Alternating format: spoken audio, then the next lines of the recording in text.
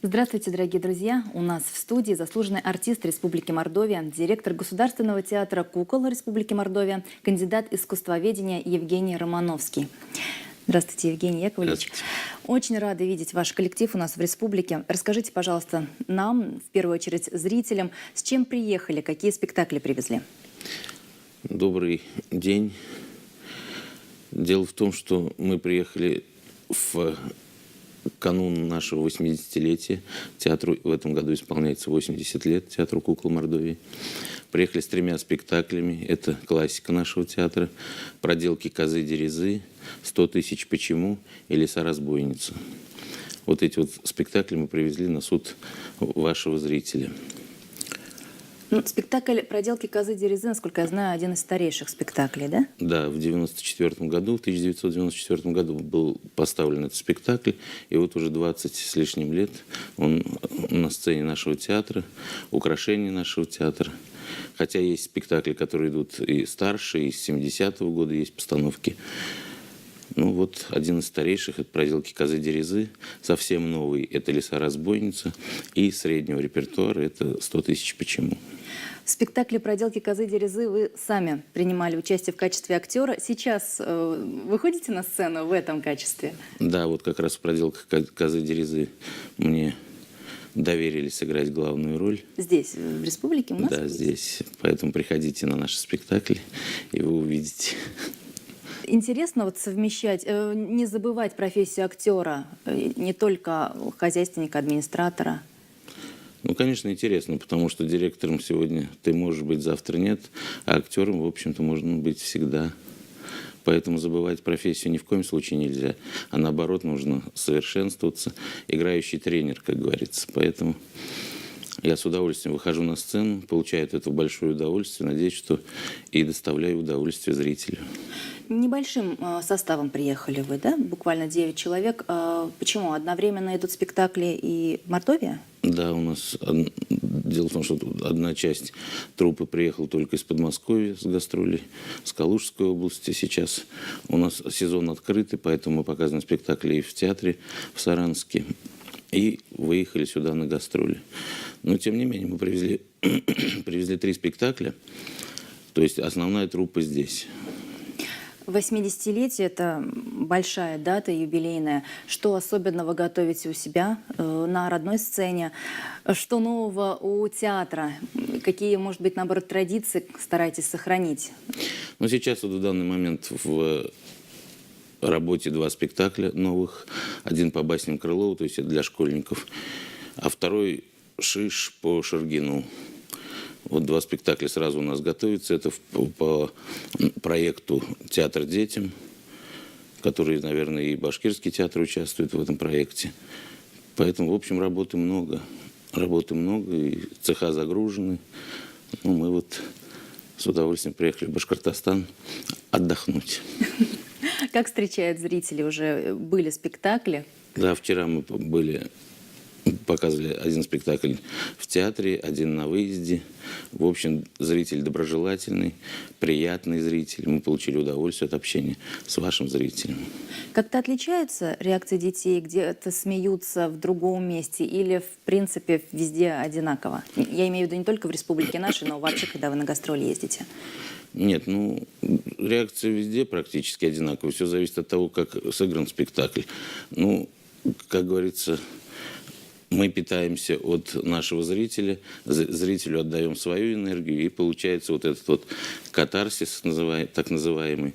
И тогда, конечно, удача или неудача преследует спектакль. Ну, вчера, я думаю, что прошли спектакль на ура, потому что дети остались довольны, когда мы уже выезжали с площадки. Мы слышали отзывы детей, приятные для нас. Стало быть, все получилось. Вы привезли русские народные сказки. А есть в репертуаре национальный какой-то материал? Есть. У нас очень много спектаклей по авторам мордовским. У нас волшебный сюлгам. Сюлгам – это такое мордовское украшение, типа броши. Значит, у нас «Вертин-богатырь» были спектакли, «Дочь Верявы», «Медведь-жених», «Овты-мирды» по-мордовски. То есть у нас много достаточно в репертуаре спектаклей мордовских авторов. Почему нам не привезли? Ну, не все сразу. Мы первый раз, поэтому, конечно, хотелось привести сюда то, чем гордится театр, то, что будет интересно для зрителя. А потому что мордовская драматургия, это давайте в следующий раз приедем, обязательно привезем, потому что я вижу, что интерес-то есть. Интерес есть, и поэтому, конечно, мы с удовольствием привезем в следующий раз, если пригласят. Для театра кукол не испытываете дефицит в материале именно мордовской драматургии национальной? Ну, пишут мало. Это не только мордовская драматургия, это для детского театра пишут. Стараются авторы сейчас писать все-таки больше для больших театров, для взрослых театров. Но, тем не менее, есть классика. Никуда не делся и Гернет, и Садовский, и Маршак, и все это пока в репертуаре есть. То есть дефицита как такового нет. И классика. Ну, современные авторы, к сожалению, мало пишут для театра кукол. Вот я призываю с экранов телевидения, чтобы авторы писали для детей. Вы уже 30 лет в этой профессии, из них больше половины уже руководите театром. Вот знаю, что даже называют Карабасом-Барабасом, да? Иногда. Какие сложности? Есть ли специфика именно артистов театра кукол? Но артист театра кукол – это, знаете, универсальный артист, понимаете? Дело в том, что он должен обладать навыками и драматического артиста, а если возможно, и музыкального театра, и плюс ко всему он еще должен уметь владеть куклой.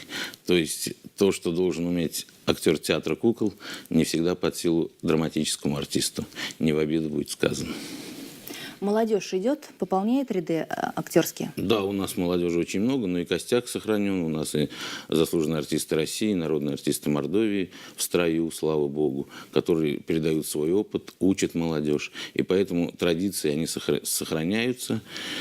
Слава богу, все это есть. Пока.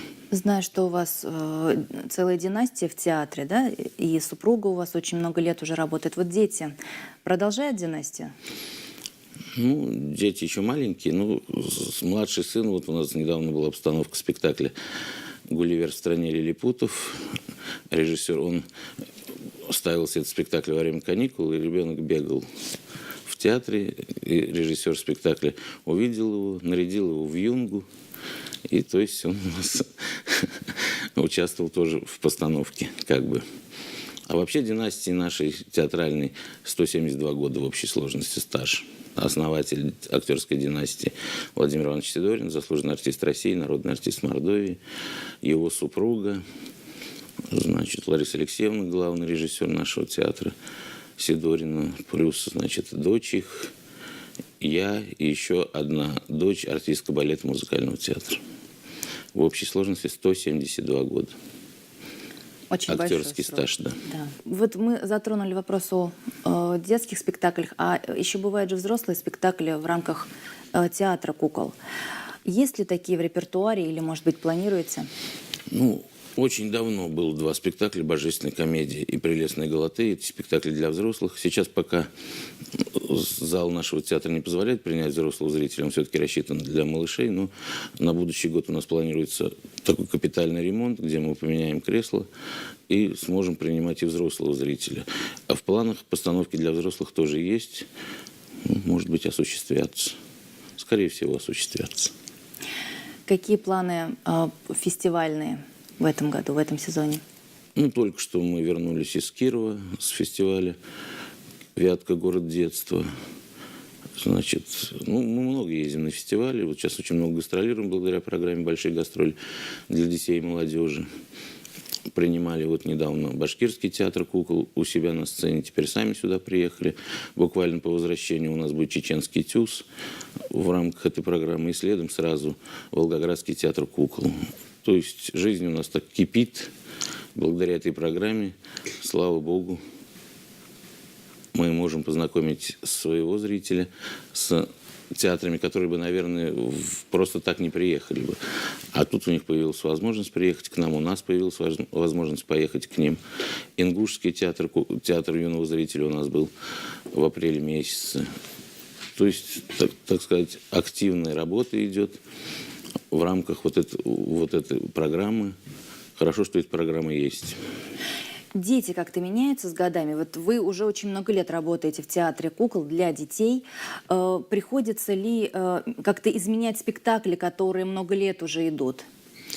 Ну, наверное, какой-то подход есть. И современные, там, и фиксики, и еще другие персонажи, и Шреки. Но мы как-то придерживаемся все-таки классического репертуара. Дети меняются? Да нет. Все-таки все равно ничто не заменит живой театр.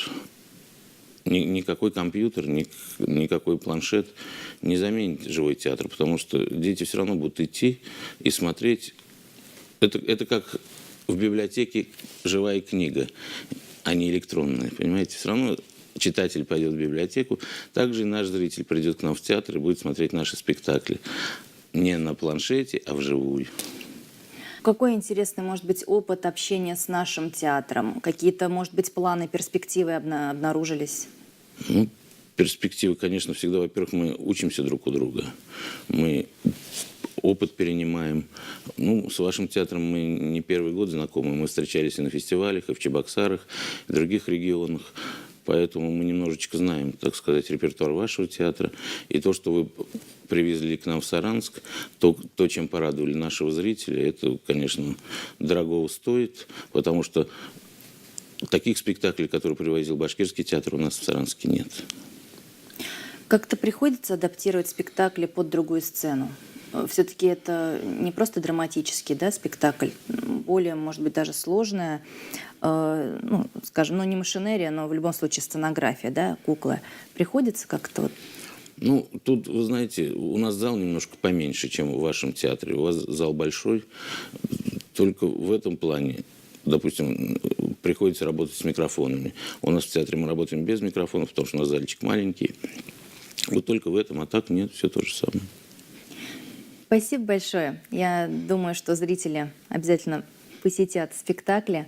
И очень ждем вас снова уже с мордовскими национальными сказками. Спасибо, обязательно приедем, если позовут.